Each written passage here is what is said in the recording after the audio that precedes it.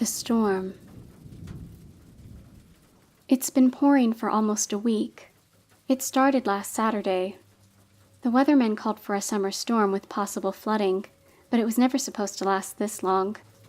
People are calling it the end of the world, even though the storm has been contained to our small town in rural Indiana. Every now and again it seems like it'll stop, but as soon as it clears, a bolt of lightning illuminates the sky and down the rain comes again. No one is able to watch TV or listen to the radio without it being interrupted every 15 minutes with an alarm of flash flood warnings. Flooding imminent. Get to higher ground. Most of the roads are closed now. Nobody can get to work or school. It's almost like the whole town is shut down, except for the fact that we still have power. I'm one of the lucky ones this week. My apartment building is on top of a hill, and I keep my car parked at the garage across the street. Some of the unlucky residents of this town have had to watch their cars float down the road and see their garages and basements flood. The amount of property loss and damage isn't the worst part of this storm, though. People have been going missing left and right. It has to be up to 10 people already. No signs of bodies or foul play, just regular people up and vanishing. The oldest being 68 and the youngest 7. Search parties have formed, but with the storm still going strong, there hasn't been much luck. This didn't really matter much to me until I saw it. One night I was up very late. The thunder had kept me from falling asleep, and by 4 a.m. I gave up on trying. I was sitting on the balcony of my apartment, that luckily had a roof, and was watching the rain come down. I must have been out there for an hour when I decided to go inside and make myself a cup of tea. As I stood up to go back in, I heard a huge crash. And not a thunder crash, but almost like an earth-splitting noise. I jumped and turned back towards the street, expecting to see a car bent around a tree, but I didn't see a thing. I squinted out into the woods surrounding the parking garage to see if maybe a tree had split and fell. As my eyes darted around inspecting the foliage, something shifted in between the trees. My eyes strained as I stared at that spot to see any other movement, and then it emerged. It almost looked like an elderly person, hunched over with gray skin that hung off its body, but it was too large to be human. It must have stood at 8 feet tall if it wasn't for the weird hunch. It had matted black hair that was dripping from its head.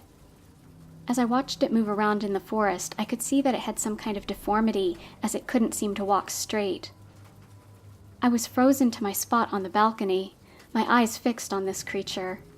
I quickly snapped out of my daze when I heard a door slam down the street. The creature and I both turned to stare at the house in which it came from. I watched one of my neighbors coming down the stairs, hugging a raincoat to her body as she walked towards her garage. I looked back to the creature to see it was already bolting towards her. I went to scream, but it was as if my throat had completely shut. I watched her eyes widen as she watched the creature lunge for her.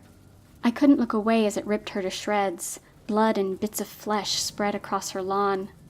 The creature was so fast I didn't have time to think before my neighbor was gone. What was left of her was quickly being washed away by the rain, and the creature sulked off back across the road towards the forest it had come from. But instead of sinking off into the trees again, it slipped its way into the sewer drain in front of my apartment. It looked impossible, but it fit its long limbs into the small space. Before its head was out of view, it locked its rust-colored eyes with mine. And this I will never forget. It smiled. I backed my way into my apartment. My brain could not wrap itself around what had just occurred. My heart was racing almost as fast as my thoughts. I mean, could that really have just happened? Then suddenly the power went out. I looked around my apartment in horror. Even though it was morning, the storm made it so no natural light made its way inside. I dashed to my kitchen, flinging open one of the drawers and pulling out a flashlight. I clicked it on and scanned it across my apartment. It looked so normal. My furniture in its regular spaces, my sink still holding the dishes from the night before, my running shoes sitting by my front door.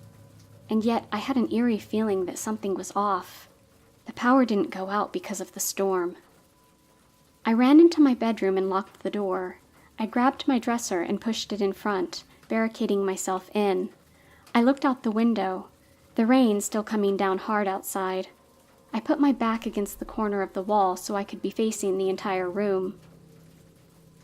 10 minutes passed by, and I started to feel that maybe I was just being silly. I hadn't slept all night. I could have definitely just imagined that thing. And now I'm holed up in my room like a child that had a nightmare. I must be going crazy. As I started to gain my confidence back, I stood up and walked towards the bedroom door. Then I heard a snarl that brought me to a dead stop. Bang! My walls shook in my room as it rammed itself into my door.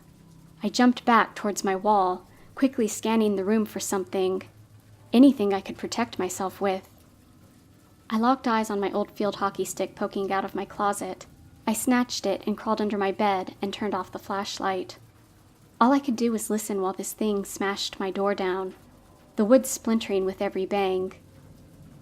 All of a sudden the door split. I watched it throw my dresser across the room. It slowly crept in, its gray, blood-stained feet on my carpet. I held my breath as I listened to it. Was it sniffing? My blood turned cold as it came closer to my bed. Its feet came to a stop where I was hiding. It took everything I had in me to stop from sobbing. It put one hand on the ground. I wanted to look away, but I couldn't shut my eyes. Underneath its fingernails were small clumps of flesh and hair that had to have been from my neighbor. I knew then that this was really happening. There really was an it in my house. It really killed my neighbor. It's really about to kill me. Suddenly, a flash of lightning illuminated the room. I heard it shriek in fear and scurry back out of the room. I waited a moment but decided I needed to act. I guess that's what they mean by fight or flight, and I never really expected myself to be a fighter. I got out from under my bed, flashlight in hand, and went back out to the living room.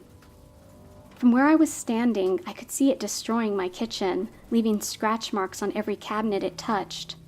It must have heard me enter the room because it spun around and its face contorted into a wicked grin.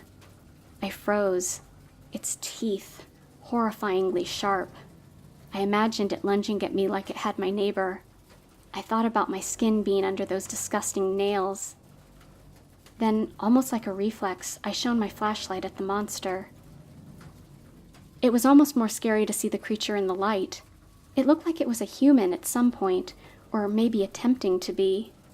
I could really see its eyes now. They had no pupil, just rusty-colored orbs in the center of its head. Its nose looked like it had been broken, the tip pointing to the left slightly, but the worst part was its mouth. It had permanent crease lines in its cheeks from the wicked grin it constantly wore. Dried blood painted its lips red. Suddenly, its grin contorted into a cry of pain. Its skin began to turn red and boil. The beam of light seemed to burn it. It made that horrible shriek again and lunged for me, but I kept the light directly on it. It twitched and contorted its body, trying to get away from me and my light. I watched as it scurried around the apartment, following it with my light. It couldn't get close to me without being burnt. Suddenly it turned and ran. It crashed through my balcony, landing on the street. It bolted back towards the woods, ripping up the ground with its claws as it ran.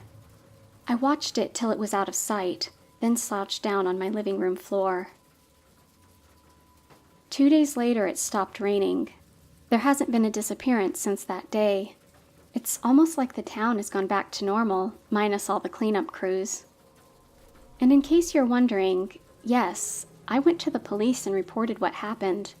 Of course, they didn't believe a humanoid creature was eating everyone in town, even though I knew my neighbor was missing before anyone else, and the horrifying appearance of my apartment should have been evidence enough. The surveillance camera outside my apartment building was cut out due to the storm, so that didn't work in my favor either. I had to run out of the police station before they tried to lock me up in a home for crazy people. There's a part of me that's relieved that this is all over. There's also a part of me that wants it to happen again so I can prove what I saw was true. But the forecast calls for rain again next week.